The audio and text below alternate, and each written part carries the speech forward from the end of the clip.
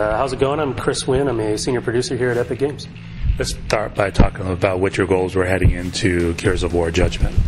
Yeah, we really started, we really wanted to kind of get back to core gameplay and really bring an intense, challenging experience to everyone that plays it, and especially to our fans. They played through the first trilogy, and we felt like with Gears of War 3, it had kind of become, let's sort of massage you from beginning to end, and it lost a little bit of the challenge that we felt like we had when we first started Gears of War. And so that was one of the first kind of big pillars that we wanted to base the game around, was bringing back the intensity and bringing back some challenge, so that you have to think a little bit more when you're playing the game. You might actually die and fail a mission, and so we want you to kind of have that in your mind and go, oh, am I going to make it? Am I going to make it? And so we really tried to bring that through in every single encounter that you get, not only in single player but also in multiplayer. So this was really a big focus throughout the entire game. How have advances in the Unreal Engine 3 technology opened things up for you guys in this game? Yeah, I think one of the two biggest things you're going to notice for a player who plays the game, one is increased enemy count. This was, again, to support the intensity and to support that challenge. You also see a lot of work around the visual effects of the game. This is 30 days after E-Day. The city's freshly attacked. It's not been destroyed years and years ago, and so things are still on fire, and there's smoke, and there's tracers flying through the air. So there was effort there to make sure we could support that particular part of the game and bring that to life.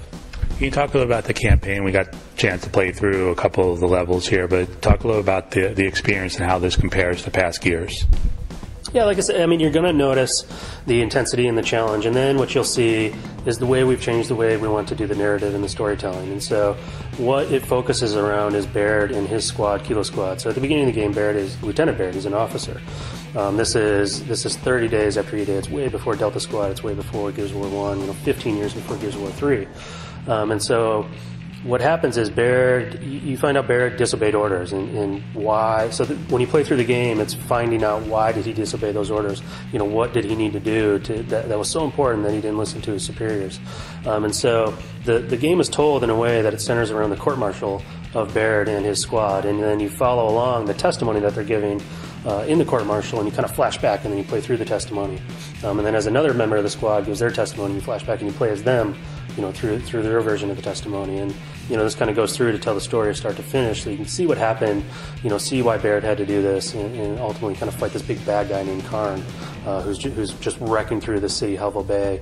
He had kind of tore through the UIR, who was the opposite faction to the COG during the Pendulum Wars, and that had just ended. Karn sort of rose up and led his Locust forces across their entire country, and now he's setting his sights on the COG. Now, you just mentioned Karn, but talk a little about some of the new enemies people will be going up against. Yeah, so one of the big ones that we have that we really like and are excited about, and we've taken them into some other modes, is called the Rager. And this is a sort of a marksman Locust unit. So he stands back. He has a new weapon called the Breach Shot. It has no scope, but it does quite a lot of damage. And so he'll sit back and kind of take shots at you, and then as you do damage to him, he'll reach a certain point where he just can't take it anymore.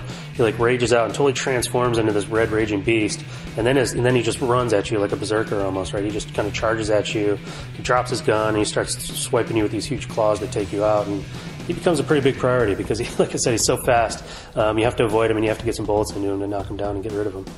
And then Karn, our new big bad guy, Karn is this Locust general, and he rides on this massive beast. It's it's kind of like a corpser, not exactly a corpser. Has this big mechanical leg because he lost a leg in battle, and he's just really menacing, really scary. No one really wants to go up against that guy. You guys also have some new weapons. Can you break some of those down? Yeah, there's two that are pretty similar. We have what we call the Marxa and the Breach Shot. So I mentioned the Breach Shot, talking about the Rager.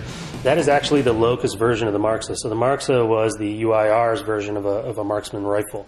It has a 2x scope on it, so you can kind of sit back a little bit. You have some range and some good accuracy with it. So if you're a marksman, you can get some good accurate shots on your target.